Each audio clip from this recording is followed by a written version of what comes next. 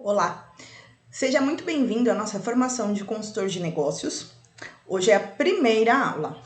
Nessa primeira aula, nós começaremos a falar primeiro sobre o contexto de RP. Então, qual é o tamanho desse mercado? Qual o tamanho do mercado que você pode atuar? Qual é o tamanho do mercado? Então, o RP TOTVS Proteus, ele detém 33% do mercado de sistemas integrados no Brasil. Em médias empresas, ou seja, nas empresas de médio porte, a TOTVS chega a 47% do total dos RPs instalados. E dentre os RPs comercializados da TOTVS, o carro-chefe é o Proteus, para pequenas, médias e grandes empresas. Então, dentre todos os RPs da TOTVS, o mais vendido ainda é o Proteus. E aí agora a gente vai falar um pouco da importância do quarteto.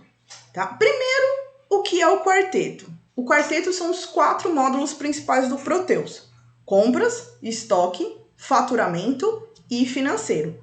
Vamos falar um pouco da importância dele. Então, já falei o que é, né? Então, quase 100% das empresas têm um ou mais módulos do quarteto instalado. Então, veja, das empresas que têm TOTVS Proteus, praticamente 100% vai ter um ou mais desses módulos instalados. Ou seja, o nicho de atuação para esses 4 módulos é muito grande. Eles são módulos tradicionais e com maior volume de implantações e manutenções. Então, falamos um pouco do contexto do Proteus, do tamanho da sua área de atuação e também do tamanho da importância desses 4 módulos: compras, estoque, faturamento e financeiro. Agora, a gente vai entrar no passo a passo de implantação, tá? Acho que é aqui o que muita gente acaba se confundindo um pouco. Então, vamos lá. Qual é o primeiro passo de uma implantação de Proteus ou de qualquer outro sistema? São os levantamentos, que também podem ser chamados de modelagem. O que acontece nesse primeiro passo? O consultor, né, ou a própria empresa, alguém da área de TI dessa empresa, verifica a aderência desse novo RP, se a gente estiver falando de uma implantação, verifica a aderência desse novo RP aos processos da empresa. Nessa fase, são mapeadas possíveis customizações que possam precisar dentro desse RP. Mapeia-se também a atuação dos usuários-chave da empresa, que também são chamados de Key Users. E o resultado esperado para o levantamento é a criação de um cronograma de implantação, que vai ser apresentado para o cliente e para as partes interessadas, para que eles possam acompanhar ali o passo a passo do projeto. Qual é o próximo passo depois da modelagem? O próximo passo depois da modelagem são as parametrizações. Nas parametrizações, o que é feito? É configurado o sistema, a configuração do sistema é toda baseada naquele levantamento feito no primeiro passo. Nessa fase também são criados aceleradores de implantação, por exemplo, os uploads de cadastro ou até de algumas movimentações.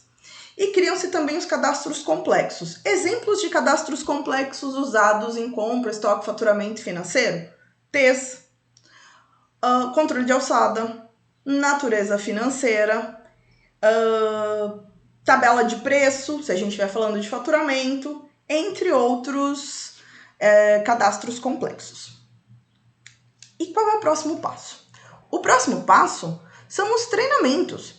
Esses treinamentos, eles vão treinar então esses usuários, baseando-se nos levantamentos que foram feitos lá no primeiro passo. Então veja, você levantou que a empresa vai utilizar tais rotinas, você vai treinar os seus usuários sobre o quê? Sobre exatamente essas rotinas. Você treina nas rotinas padrões e customizações, se houver customizações, e aqui nesse momento é importante que a customização já tenha ali algo pronto para poder, inclusive, apresentar para o cliente. E a criação de materiais para treinamentos, isso se houver necessidade. Porque você pode criar um material ou PDF, ou vídeo, ou mesmo disponibilizar vídeos de terceiros. O próximo passo, depois dos treinamentos, são os testes integrados e testes unitários. Então, o que é feito nesse momento de testes unitários e testes integrados? Os usuários-chave usam o sistema num ambiente de simulação, que normalmente tem o nome ali de ambiente de teste, ou ambiente de homologação. Eles testam as rotinas levantadas e configuradas de forma unitária e integrada. Então, vamos dar um exemplo aqui.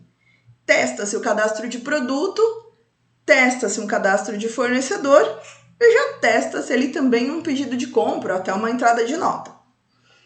Simulação de rotinas diárias e corriqueiras e também fechamentos, então pensem aí num fechamento de estoque, por exemplo, ou num fechamento financeiro. E nessa etapa podem ocorrer ajustes nas configurações anteriormente realizadas. E aí é legal também que esses ajustes sejam colocados num cronograma, tá? Qual é a próxima fase de uma implantação? A próxima fase é a entrada em produção. O que acontece, né, na hora da entrada em produção? A reprodução desses cadastros que foram feitos lá no ambiente de teste, ele é feito no ambiente de produção. O acompanhamento da equipe de implantação nos primeiros dias, ou se a gente vai falando de uma empresa, a área de TI vai ficar ali mais próximo dos usuários chaves para acompanhar nos primeiros dias para ver se vai ter alguma intercorrência. E aqui a finalização da implantação. Então, esses são os 5 passos de uma implantação de um ERP. Agora, a gente vai falar quem são os usuários chaves, né? Vamos primeiro falar. Então, quem são? Esses usuários chaves são as pessoas interessadas nessa implantação ou na revitalização de algum módulo. Eu vou agora para o Mural para a gente ver quem são essas pessoas por módulo. Esse Mural também está disponível para você consultá-lo no link que eu vou deixar aqui nessa aula, tá? Então vamos lá. Vamos sair e vamos abrir o Mural. Deixa eu trazer o Mural para cá. Pronto. Aqui está o Mural. Aqui embaixo a gente vai ver então quem são normalmente os usuários-chave. Agora eu vou olhar para esse lado porque a minha tela está deste lado. Então, primeiro vamos para o módulo compras. Quem são as pessoas-chave do módulo compras?